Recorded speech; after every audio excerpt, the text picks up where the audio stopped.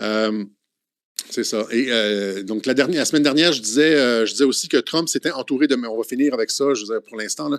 Trump s'était entouré de Marines. Ici, c'est ça. Ici, c'est le général Dunsford, Mike Flynn, ici avec le général Trump, le général Kelly. Le général Kelly qui était aussi directeur du Southern Command. Southern Command, c'est toute l'Amérique du Sud, qui a été directeur de la prison de Guantanamo. C'est un dur à cuire, exactement comme Jack Nicholson dans le film A Few Good Men et le général Mattis. Donc... ça, c'est les patriotes qui sont allés, qui opèrent la reprise des États-Unis de l'État profond. Okay? Donc, ce sont, pour 3 d'entre eux, il y a ces 4 personnages-là. Quand Trump est arrivé à la présidence en 2017, il s'est entouré de 4 généraux. C'était du jamais vu dans l'histoire de la présidence des États-Unis, là, en 250 ans. À peu près 250 ans. Ça s'était jamais vu. Il s'est entouré de 4 généraux. Sur ces 4 généraux-là, il y avait 3 Irlandais catholiques et il y avait Mattis, qui est un WASP. Il est à peu près le général le plus dangereux de l'armée américaine. Ce qu'il y a de plus patriote, c'est pour ça qu'on l'appelait Mad Dog Mattis. Là. Mattis, le chien enragé. C'était un gars qui a juste pas peur. Là. C'est le genre de gars que tu veux pas te faire torturer par Mattis. C'est dans les films là, où est-ce qu'ils arrivent, là, puis ils ouvrent l'espèce de truc en cuir, puis tu as tous les outils. Là, tu veux pas que ce soit Mattis qui soit à la manœuvre. Et donc, 3 catholiques irlandais. Ce que je veux dire, c'est que c'est des chrétiens qui savent exactement ce qu'ils ont en face d'eux, à quoi ressemble, c'est quoi exactement la nature de la bête en face d'eux. Okay? Qu'il y a une guerre, qu'il y a une composante spirituelle derrière ça, c'est essentiel. Et donc, 3 Marines, Dunsford, Kelly et Mattis, et aussi le chef de l'intelligence militaire américaine, de la Defense Intelligence Agency, Mike Flynn, qui n'était pas un Marine, mais qui est un Irlandais, donc très, très, très patriotique, très, très, très croyant aussi. Et pourquoi le président Trump s'est entouré de Marines? Parce que c'est une opération entièrement secrète. Au début, les opérations ont été entièrement secrètes. Ça a opéré sous le secret d'État. J'ai toujours dit depuis le début que c'est une question, la présidence Trump est une question de sécurité nationale. Combien de fois je l'ai répété, Trump opère sous le coup de la sécurité nationale. C'est toujours la sécurité nationale. C'est pas un politicien comme les autres. Je l'ai dit chez Martineau, au franc-tireur, je le répète depuis, c'est une opération de sécurité nationale, de reprise en charge des institutions américaines. On se défait de l'infiltration dont se plaignait JFK dans son discours à la Galerie de la Presse. Et JFK, qui était lui-même irlandais, puis là, tu as la connexion irlandaise qui vient finir le travail. Pourquoi les Marines? Parce que, tu sais, il y a des gens qui posaient la question, je pense qu'il y a des gens qui posaient la question lors du question-réponse. On va en faire un autre, un question-réponse, parce que vous me posez plein de questions sur Internet. Je peux pas répondre. Je m'excuse, les gens, là, je reçois des dizaines de questions. Je peux pas répondre à des questions individuelles. Si je commence à répondre à des questions individuelles, un par un, je veux dire, mes journées vont y passer. Et donc, on refera une autre question-réponse. Mais vous m'avez posé la question, pourquoi l'ensemble des institutions américaines sont corrompues? Il a dit, pourquoi sauf l'armée, Alexis? Puis là, j'avais dit, c'est parce que l'armée sont prêtes à mourir pour leur pays, défendre la Constitution, etc., etc., etc. Mais dans l'armée, il y a un corps de l'armée qui est directement attaché au président puis qui opère sous une prérogative présidentielle particulière. C'est le corps des Marines. OK?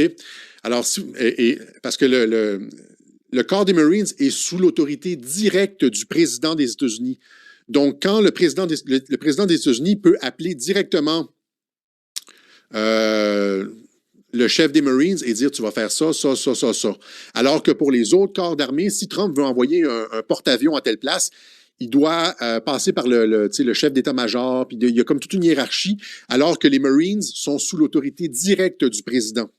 C'est la raison pour laquelle ce sont les Marines qui gardent la Maison-Blanche et que ce sont les Marines qui transportent le président à bord de l'hélicoptère Marine One, etc., etc. Donc, les gardes du corps du président, ce sont les Marines, vous comprenez. Et si vous allez sur la page Wikipédia des Marines, hein, vous voulez, donc la mission des Marines, n'importe quelle autre fonction qui leur est attribuée par le président ou le département de la Défense. Donc, c'est le seul corps d'armée que le président peut auquel le président peut téléphoner et donner des ordres directement. Les Marines sont directement sous son contrôle. Et c'est pour ça que quand il est arrivé à la présidence, c'était une présidence de guerre. C'était littéralement une présidence de guerre. Et il s'est entouré de généraux et de généraux de Marines en particulier. Parce que les Marines aux États-Unis sont comme la garde prétorienne à Rome. La garde de l'empereur, c'est à peu près la même fonction que les Marines sont un petit peu comme ça. Okay? Parce qu'on opère sous le coup de la sécurité nationale. OK? Et donc, tout ça, ça nous amène à l'opération qui est en cours, hein, cette opération. Et là, j'ai trouvé quelque chose d'intéressant. Regardez ça ici. Katie Hobbs, la fraudeuse de l'Arizona, qui se retrouve avec une botte. Elle aussi, c'est comme fracturer la jambe. Alors qu'on n'a rien entendu de particulier. Elle s'est fracturé la jambe. Hein, vous la voyez ici. Ceux qui savent à propos des bottes savent, hein, c'est comme, je ne veux pas le dire pour ne pas faire plaisir aux anticonspirationnistes, là, mais c'est comme Hillary Clinton qui avait sa botte ici. C'est comme Joe Biden qui avait sa botte ici. Hein, c'est comme John McCain qui a été exécuté avec sa botte ici. Là, vous le voyez ici, 2 journées différentes avec la botte sur 2 pieds différents. 14 novembre sur le pied droit, 21 novembre sur le pied gauche. Et ces photos-là n'ont pas été retouchées. Même chose avec Hillary Clinton, Biden et maintenant Katie Hobbs. Wink, wink. Okay? Ça, c'est un peu comme le signal. C'est comme la traversée du Delaware. Là. C'est ceux qui comprennent là, quand quelqu'un parle de cette photo-là de la traversée du Delaware, comme les forces armées l'ont fait, comme Mike Pompeo l'a fait, comme Mike Flynn l'a fait, comme plusieurs l'ont fait. C'est un clin d'œil, mais la botte aussi, c'est comme rendu là, ça commence à ne plus. Ça commence à ne plus être des coïncidences. OK? Déjà sous McCain, on savait que c'était quelque chose. OK? On savait déjà qu'il y avait, oui, potentiellement. Il a été exécuté. Il n'est pas mort d'un cancer du cerveau, il a été exécuté parce que sa mort a été annoncée sur le forum QAnon 1 mois à la minute près, 1 mois à l'avance. À la minute près. OK? 1 mois avant la mort de McCain, Q poste un message, publie un message qui dit « Every dog has its day ». Chaque chien a son jour, a sa journée. Il y a une journée pour chaque chien. Avec le temps, c'était genre 16h28. 1 mois, jour pour jour plus tard, on the day of the dog, le jour du chien aux États-Unis, il y a une journée, c'est pas la fête des mères, c'est la journée du chien. La journée du chien, à 16h48, exactement à la même heure, certificat de décès de John McCain, 16h48. Okay? Donc, ça a été annoncé comme 1 mois à l'avance. Cette mort-là a été annoncée littéralement 1 mois à l'avance sur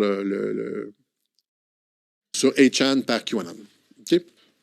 Et il portait cette espèce de bracelet les mois qui ont précédé cet assassinat. Tribunal militaire, quelque chose comme ça. Donc, il y a quelque chose qui se passe. Okay? Donc, intéressant.